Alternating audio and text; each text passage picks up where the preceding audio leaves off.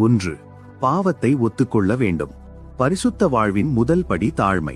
லூக்கா 18:13 வரும் ஆயக்காரன் தான் ஒரு பாவி என்பதை மறைக்காமல் தேவனுக்கு முன்பாக தன் தவறை உணர்ந்து நின்றான்.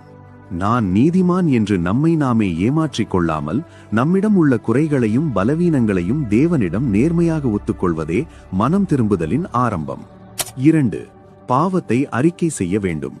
ஒத்துக்கொண்ட பாவத்தை வாயினால் அறிக்கை செய்வது அவசியம். தன் பாவங்களை மறைக்கிறவன் வாழ்வடைய மாட்டான், அவைகளை அறிக்கை செய்து விட்டுவிடுகிறவனோ இரக்கம் பெறுவான்.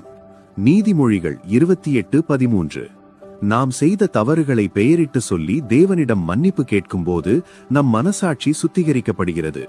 இது நம்மை சுற்றியுள்ள பாவத்தின் கட்டுகளை உடைக்க உதவுகிறது. 3. பாவம் செய்யாதிருக்க தீர்மானம் செய்ய வேண்டும். இது ஒரு மனமாற்றம்.